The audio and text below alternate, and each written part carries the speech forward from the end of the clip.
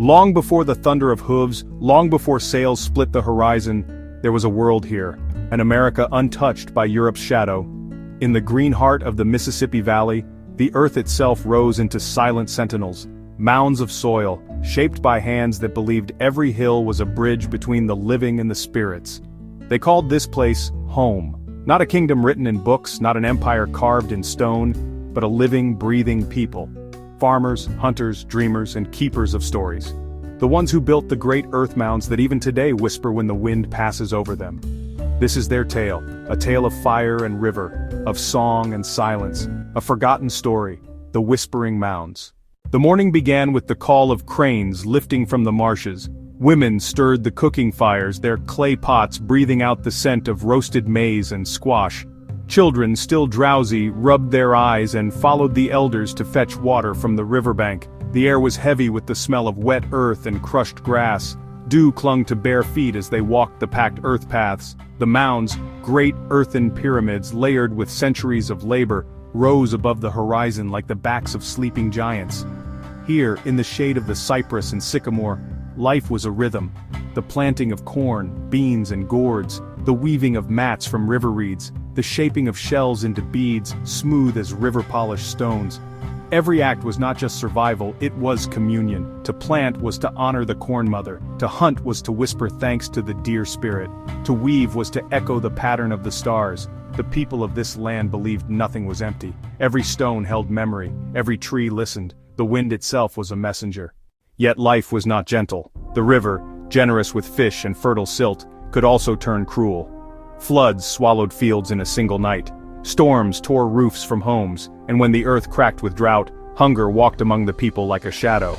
Men set out in canoes carved from cypress, paddling for days to trade maize and copper beads with distant villages. Some returned with obsidian blades and stories of strange lands. Others never came back, lost to storms, rival tribes, or the unseen currents of fate. The people endured, because endurance was the way of the valley. Each season brought trial, yet each trial brought them closer together.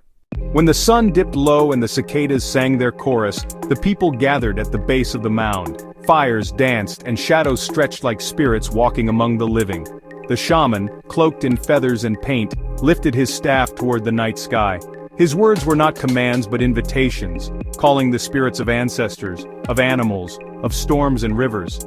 They believed the mounds were not merely earth, but ladders for the soul. Each layer of soil, carried basket by basket, was a prayer.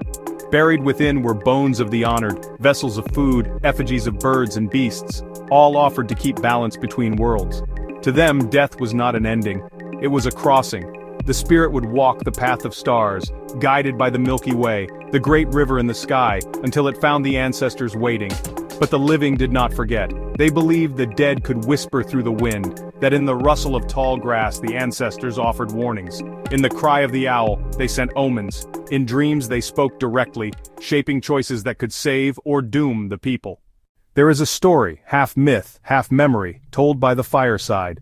They say once in the age when the mounds were young, the earth itself spoke. A child had wandered into the marsh, lost in fog. The people searched, their torches glowing like stars fallen to the ground. Hours passed, despair settling like stone. Then from the largest mound a voice rose, soft as wind yet clear as song. It called the child's name.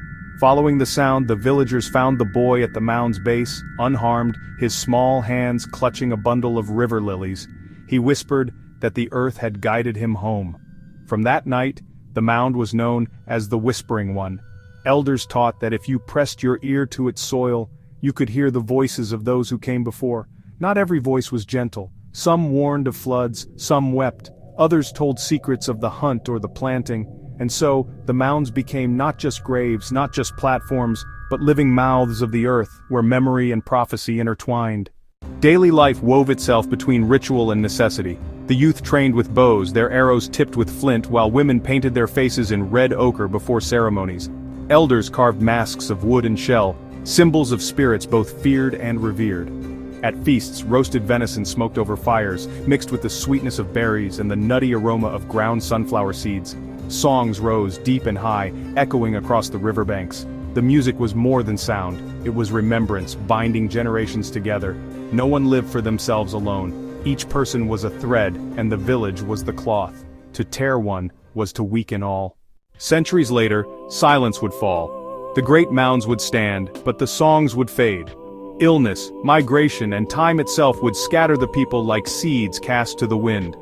The Europeans would come, bringing new stories, new gods, new hungers. They would look upon the mounds with wonder, but not always with reverence. They would ask, who built these? Why? And the voices of the past would whisper, but too few would listen. Yet even now, if you walk among those mounds in the Mississippi Valley and the wind carries through the grass, you may hear it. The whisper of drums, the cry of a child, the voices of ancestors who never left. The whispering mounds are more than earth, they are memory, they are testament. They are the bridge between what was, what is, and what still waits to be remembered. In their shadow, the ancient people of Mississippi lived, struggled, dreamed, and believed. Their story is not gone. It is here in the soil, in the wind, in the silence that speaks if only we dare to listen.